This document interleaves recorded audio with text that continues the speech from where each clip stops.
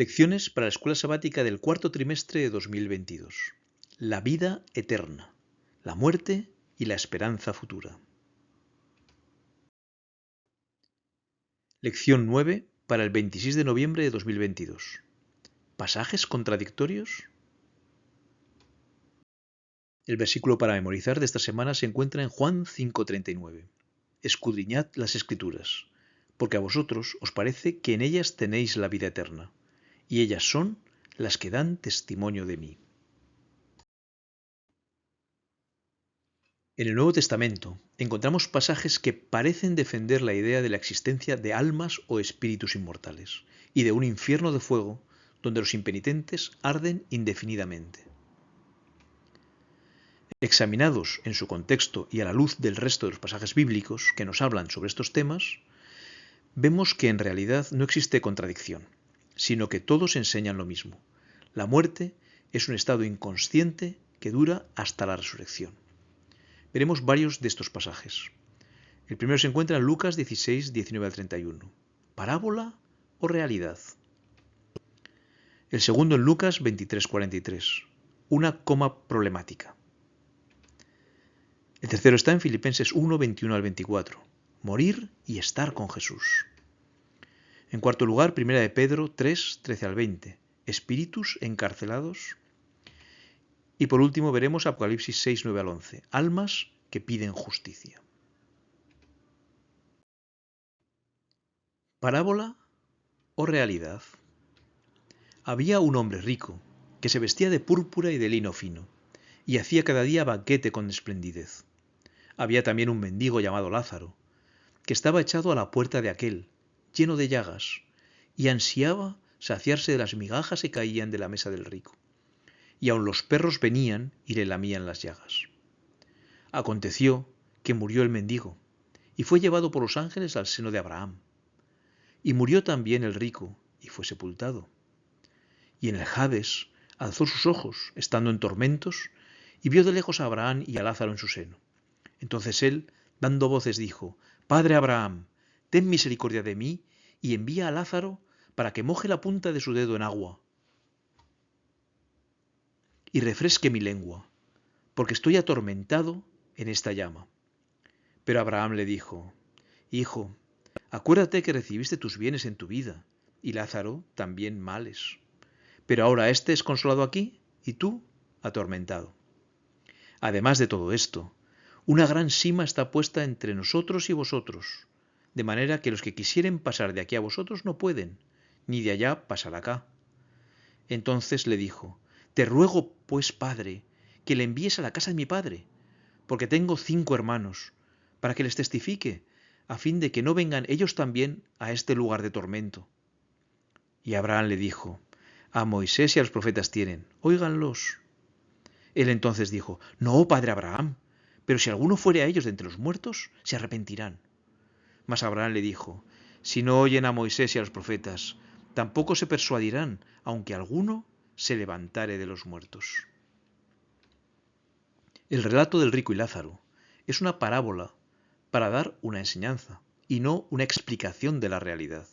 Si fuese una realidad, deberíamos aceptar que el cielo y el infierno están tan cerca que sus habitantes pueden hablar entre ellos, pero separados por un gran abismo. Además de esto, hay un gran abismo entre nosotros y ustedes, de modo que los que quieren pasar de aquí para allá no pueden, ni tampoco pueden los de allá para acá. También deberíamos aceptar que tras la muerte, el alma consciente tiene ojos, dedos y lengua, y tiene sed. Y en el Hades alzó sus ojos, estando en tormentos, y vio de lejos a Abraham y a Lázaro en su seno. Entonces él, dando voces, dijo: Padre Abraham, ten misericordia de mí, y envía a Lázaro para que moje la punta de su dedo en agua, y refresque mi lengua, porque estoy atormentado en esta llama. También deberíamos aceptar que los santos contemplan los sufrimientos de los perdidos, tal vez sus propios hijos, pero no pueden hacer nada por ellos.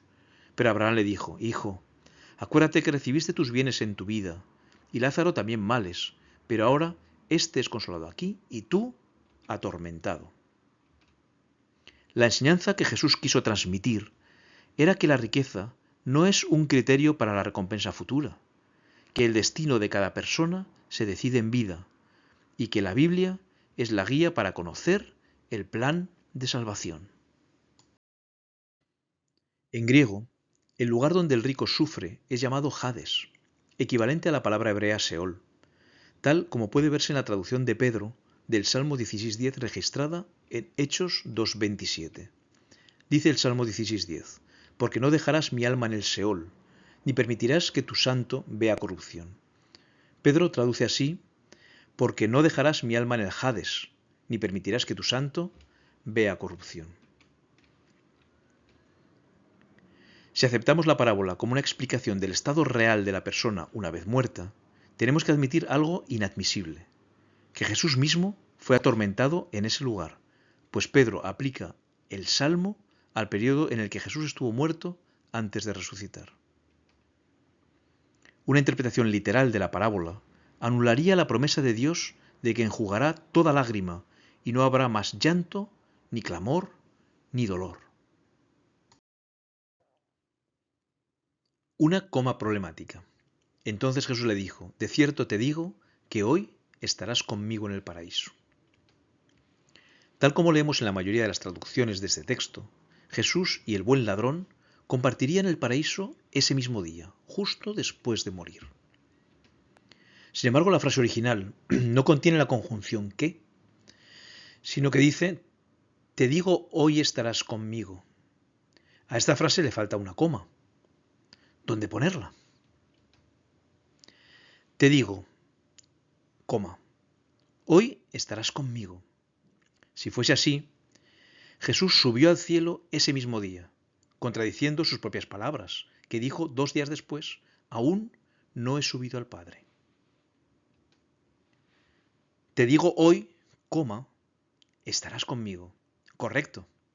Jesús le asegura al ladrón que se acordará de él cuando venga en su reino, tal como acababa de pedir el mismo ladrón. Y dijo a Jesús, acuérdate de mí cuando vengas en tu reino. Morir y estar con Jesús. Porque para mí el vivir es Cristo y el morir es ganancia. Mas si el vivir en la carne resulta para mí en beneficio de la obra, no sé entonces qué escoger.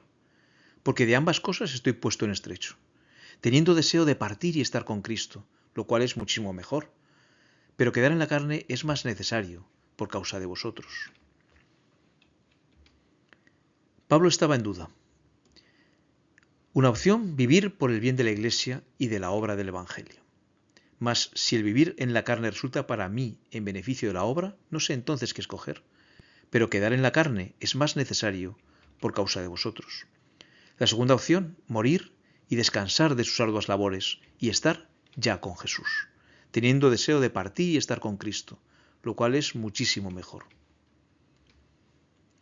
¿Morir y estar con Jesús?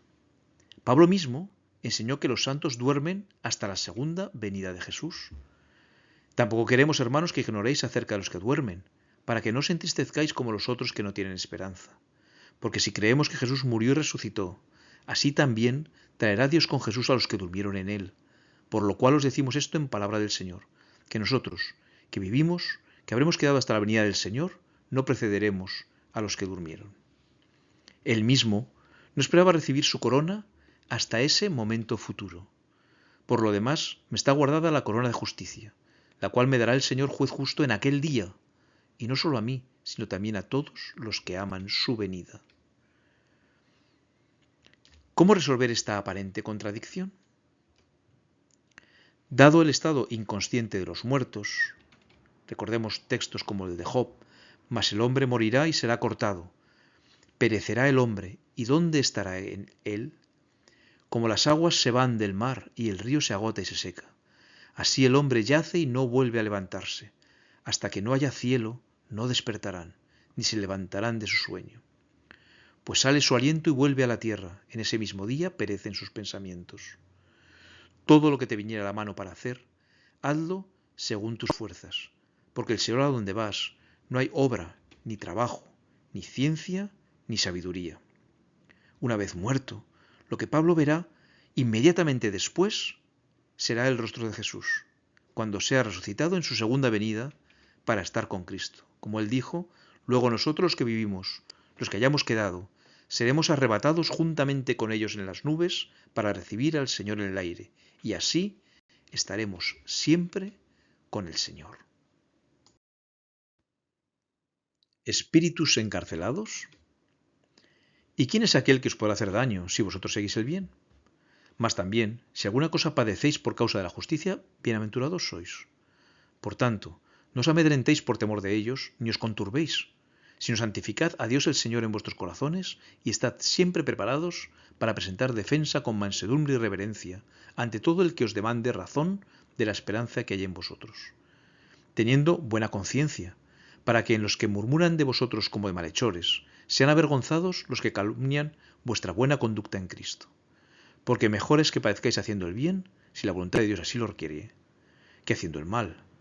Porque también Cristo padeció una sola vez por los pecados, el justo por los injustos, para llevarnos a Dios, siendo la verdad muerto en la carne, pero vivificado en espíritu, en el cual también fue y predicó a los espíritus encarcelados, los que en otro tiempo desobedecieron, cuando una vez esperaba la paciencia de Dios en los días de Noé, mientras se preparaba el arca, en la cual pocas personas, es decir, 8, fueron salvadas por agua.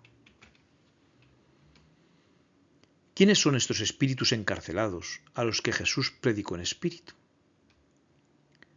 Basados en 2 de Pedro 2:4 y Judas 6, algunos piensan que son ángeles caídos.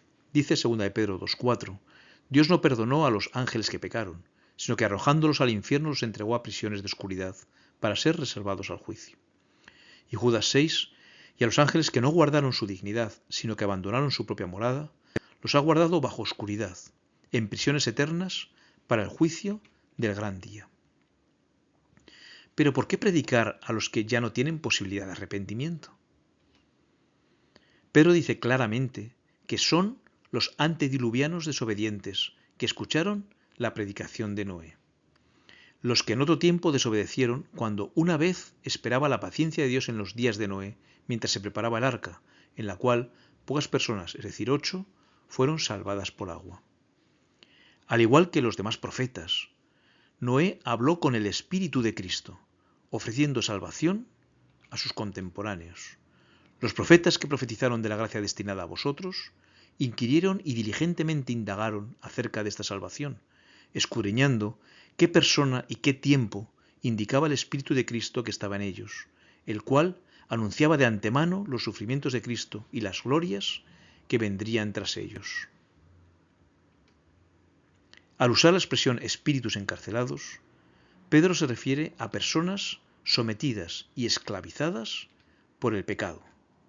Jesús le respondió, de cierto os digo, que todo aquel que hace pecado, esclavo es del pecado. Almas que piden justicia. Cuando abrió el quinto sello, vi bajo el altar las almas de los que habían sido muertos por causa de la palabra de Dios y por el testimonio que tenían. Y clamaban a gran voz diciendo, ¿hasta cuándo, Señor Dios santo y verdadero, no juzgas y vengas nuestra sangre de los que moran en la tierra? Y se les dieron vestiduras blancas, y se les dijo que descansasen todavía un poco de tiempo, hasta que se completara el número de sus consiervos y sus hermanos, que también habían de ser muertos como ellos. ¿Vio Juan las almas incorpóreas de los mártires hablando con Dios en el cielo? En primer lugar, tenemos que ver que el altar al que se refiere es el altar de los holocaustos. Y con su dedo el sacerdote tomará de la sangre de la expiación y la pondrá sobre los cuernos del altar del holocausto, y derramará el resto de la sangre al pie del altar del holocausto. Este altar estaba situado en el atrio exterior. Es un lugar que simboliza a la tierra. Pero el patio que está fuera del templo déjalo aparte y no lo midas, porque ha sido entregado a los gentiles, y ellos hollarán la ciudad santa 42 meses. Las almas en realidad representan a personas, como nos dirá por ejemplo 1 de Reyes 15:29, y cuando él vino al reino mató a toda la casa de Jeroboam sin dejar alma viviente de los de Jeroboam, hasta raerla conforme a la palabra que el Señor habló por su siervo Ahías silonita. Estas personas fueron martirizadas en la tierra. El clamor de la sangre es simbólico también, al igual que el clamor de la sangre de Abel. Y él le dijo: ¿qué has hecho? La voz de la sangre de tu hermano clama a mí desde la tierra. Estos justos no recibirán justicia ni recompensa hasta la segunda venida, cuando esté completo el número de sus consiervos. No hagáis daño a la tierra ni al mar, dice Apocalipsis, ni a los árboles, hasta que hayamos sellado en sus frentes a los siervos de nuestro Dios. Y oí el número de los sellados, 144.000 sellados de todas las tribus de los hijos de Israel. Estos son los que han salido de la gran tribulación y han lavado sus ropas y las han emblanquecido en la sangre del Cordero. Por esto están delante del trono de Dios y le sirven día y noche en su templo. Y el que está sentado sobre el trono extenderá su tabernáculo sobre ellos. En visión, Juan vio el período de los mártires de la Inquisición y no almas incorpóreas. La correcta comprensión de lo que dicen las Escrituras concerniente al estado de los muertos es esencial para este tiempo. La palabra de Dios declara que los muertos nada saben, su odio y su amor han desaparecido. Debemos apoyar nuestra autoridad en la segura palabra profética. A menos que estemos arraigados y fundamentados en la verdad, seremos barridos por las trampas engañosas de Satanás. Debemos aferrarnos a nuestras Biblias.